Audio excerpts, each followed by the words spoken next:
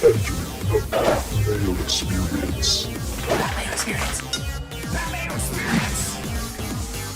Mayo experience. Experience. Welcome to the Pat Mayo Experience, presented by DraftKings Weekend Rankings Update and Injury Report. I will have the injury report updated again on Sunday morning. Once we know the information, Schefter and Rappaport usually have this stuff overnight, so by the time you wake up, I should have the injury list updated. If you're looking for the injury cheat sheet, got to be subbed to the newsletter. It's down in the description. It is completely free. You can find a bunch of different write-ups inside of that, but at the very top, on the weekends, the injury report will be up there. It gets updated every single day, or if there is a major injury that happens, you can also just click on the link down in the description if you really don't want to subscribe, but you might as well just subscribe and get it sent directly to you, and then you can check the updates through the link later on. So that's where I'll be doing that. The updated rankings are down in the description as well. Smash the like while you're here. Sub to Mayo Media Network. I am in the middle of Hurricane Lee right now, so I'm still glad that I have power at the moment. The Sunday night live show with Cust and myself before Sunday night football begins, the hour between the late games and Sunday night football, is still a go for the moment, which I'm very happy about. But if for some reason it gets canceled at the last second, it's because no one has power anymore. I'm hoping that's not going to be the case, and I'm at a wedding tonight too, so there's going to be no live show on Sunday morning doing Q&A. So if you do have a start-sit question or any question this week about week 2, trade, whatever it might be, dump it in the comment section right now, and I'll try to get to as many before the wedding starts, and then I'll come back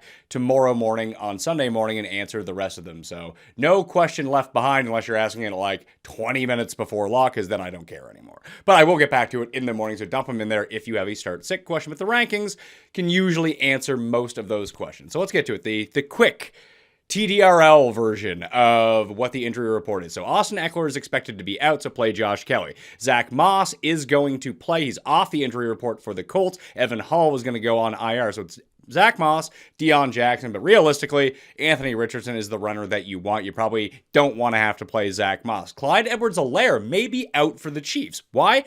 I do not know, but they have elevated LaMichael Pirine to the 53-man roster. Not that I really care about Pirine, but one of these running backs isn't going to be playing. Jarek has his role, Pacheco has his role, and now Pirine's on there. Sounds to me like Clyde Edwards-Helaire might be a surprise inactive at the last second. Not that you were relying on him, but I have moved up Pacheco a teensy bit inside to the top 15 of the running back rankings this week. So just keep that in mind. If you do have Clyde Edwards-Helaire in a very deep league that you were thinking about potentially using him, wait for that news that comes at 11:30 a.m. Eastern Time, or 10:30 a.m. Eastern Time. Whatever time it is that they release the actives and act. 11:30 a.m. Eastern Time. Kendry Miller looks like he is going to be a game-time decision on Monday Night Football, trending towards in, which would hurt the value of Jamal Williams. I've updated my rankings to put Miller back in them and bump Jamal Williams down. Aaron Jones was a DNP all week, but he is a veteran. This is a game-time decision, so you can't just lock in A.J. Dillon at $5,800 on DraftKings because Aaron Jones still may play. I do not expect him to play, however, but there's still always an outside chance. And even if he does play, I don't know how effective he's going to be with a banged up hamstring that he can't practice on whatsoever. And it's probably in their best interest to not play Aaron Jones this week, so this might be your week to play some A.J. Dillon. Cordero Patterson is trending towards playing in that same game for the Falcons. Kenneth Gainwell obviously missed week 2. Jonathan Taylor, Alvin Kamara, and Jeff Wilson all remain out. Kamara will be back in week 4.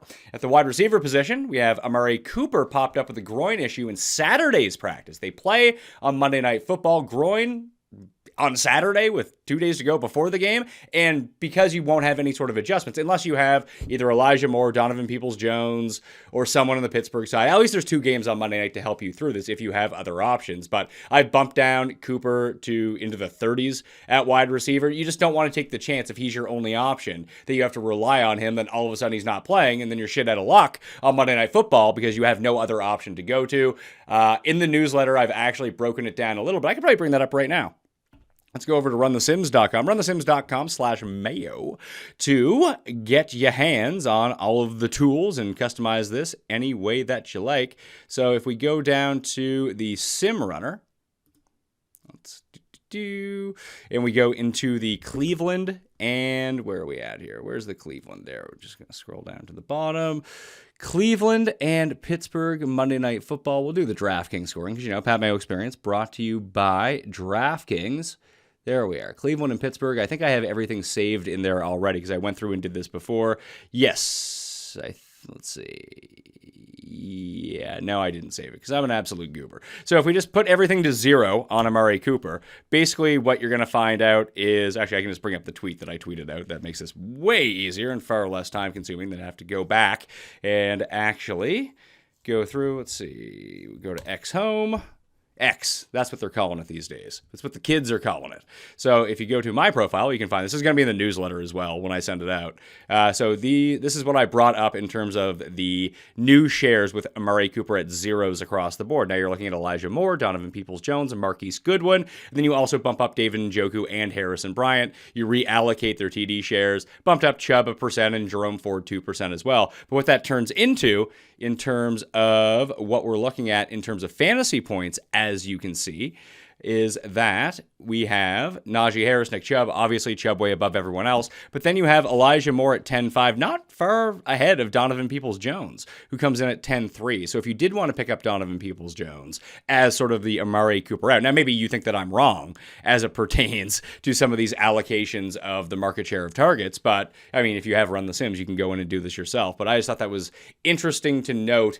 If you have Amari Cooper, that is a potential option that you could go to. Unless you just have better options, then you can play them all. Who else are we waiting on here? Deontay Johnson not playing. Jacoby Myers not playing. So Hunter Renfrow is likely to be the secondary option for Jimmy Garoppolo against the Bills as big underdog, so catch-up mode the entire time. If you need a source of PPR points, Hunter Renfrow could be your man this week if you are in a pinch. Christian Watson got in a limited practice on Friday, so he's just now a game-time decision for the Packers. I would say that he's trending more towards out than in. I did not put him back in the rankings yet because I just don't think that he's going to play, but I'm wrong all the time, and like we said, we'll find out overnight. I'll have the rankings updated on Sunday morning, so just keep that in the back of your mind if he is active. I don't think it hurts Romeo Doubs at all, but if you're going to play Jalen Reed, you're probably not going to do that at this point against Atlanta. Devontae Parker is like 50-50 to play on Sunday Night Football. Not that you were playing him anyway, but if he does return, probably just means fewer looks for Kendrick Bourne at this point. He's probably not going to get double-digit targets again,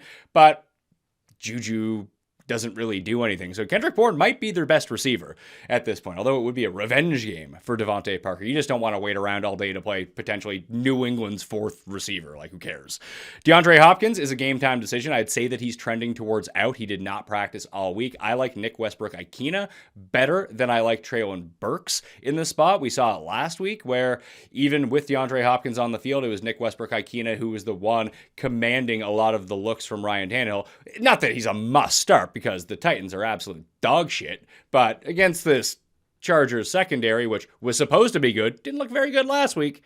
But Nick Westbrook-Ikena is not Tyreek Hill, and neither is Treylon Burks. So Chig and Nick Westbrook-Ikena would be the two receiving options I would use. In a pinch, you can obviously use Treylon Burks. Just I like Nick Westbrook-Ikena a little bit better to get a higher percentage of the target share.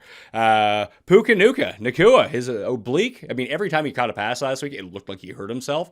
With his oblique injury, he's expected to play against the 49ers. I don't love him as much as maybe some people do. I believe he's number 26 in the wide receiver rankings this week. And we get to the optimizer at Run the Sims. Actually, I can probably just bring it up right now.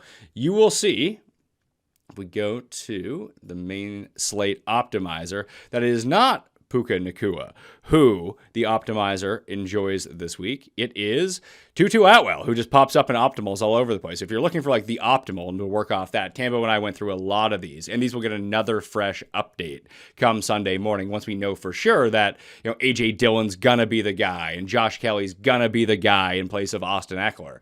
But you're gonna have Josh Allen with Steph Diggs, Tutu Atwell, and Zay Jones as the paydown options. Dawson Knox finds his way into this one as the tight end, but Travis Kelce ends up being the flex. Arizona's D is going to be a very popular pay-down defense this week. And then you just have, David Montgomery and Rachaad White as your running backs. I don't love that lineup, but per the projections, that would probably be the ultimate scenario this week, the optimal scenario at least. So I'll see you on those DraftKings streets. The Pat Mayo Experience Listeners League is full, but the League Safe game is free, and it is open for week number 2. It's a pick'em game. You just pick 10 multiple choice answers. It's completely free, and you just have to download the League Safe app. That's down in the description, and it's $400 in the winner, $300 a second. Takes you like 30 seconds. Easy way to build a bankroll, right? So just hit the description and go figure that out. Brendan Cooks, there's a chance he's going to play per Mike McCarthy, but probably not going to play against the Jets. So more run for Michael Gallup, I suppose, but I'm just not big on the passing game of anyone against the Jets at this point. No matter how bad that their quarterback may be, they still have a very good defense. DJ Chark and his hamstring is trending towards playing, but again, that's on Monday Night Football. Not that you're counting on any of these guys. I do think that Hayden Hurst is probably the only Panther that you want to play. Maybe Miles Sanders in a pinch. And even then, like if you don't have to play Hayden Hurst, don't play Hayden Hurst. He's not like a great play by any means, but he's like the one guy who could have value because he plays tight end. Jerry Jeudy is expected to play, so he is back in the rankings as the highest ranked Bronco this week. Could he be limited? Sure, but Cortland Sutton reeks, so you probably don't want him anyway. And John Omichi Premier in his hamstring is going to make his season debut this week. He's expected to play against the Indianapolis Colts at tight end. Greg Dulcich is out multiple weeks, but Andrews, Kelsey, and Firemouth are all going to play, as is Darren Waller. He was taken off the injury report with his hamstring problem. That's probably going to linger all year and cause him to miss time at some point, but he's going to play in week 2 against the Cardinals, so play Darren Waller. At quarterback, Rodgers is out for the season. Obviously, Zach Wilson getting the start, and Phony Tony, Anthony Richardson, is going to play. I like him a lot on DraftKings this week. So that was the injury report for this week. Again, if you have a question, dump it in the comment section on YouTube. Smash like and sub to the channel while you're here. The newsletter will have the updated injury report, and all my rankings are available down in the description at DK Network. I will give those another refurbish on Sunday morning as well if there's any new news that we need to have. Thank you all for watching. Good luck in week 2. I shall return, power permitting, on Sunday evening live at 7:15 Eastern Time with Tim Undercust and maybe a special guest. We'll see. We're trying to keep it low budget this week in case we have to scramble and hook a generator up and go on a webcam or whatever it might be, and we don't have full access to our studio and our lighting, but we'll try to be as live as possible on Sunday night, so please come join us there. It's one of the most fun shows and the most interactive shows that we have throughout the course of the year, so go check it out if you never have. Sub to the podcast as well. You get all the shit on the podcast. I'm Pat Mayo. I'll see you next time. Mayo experience! Experience!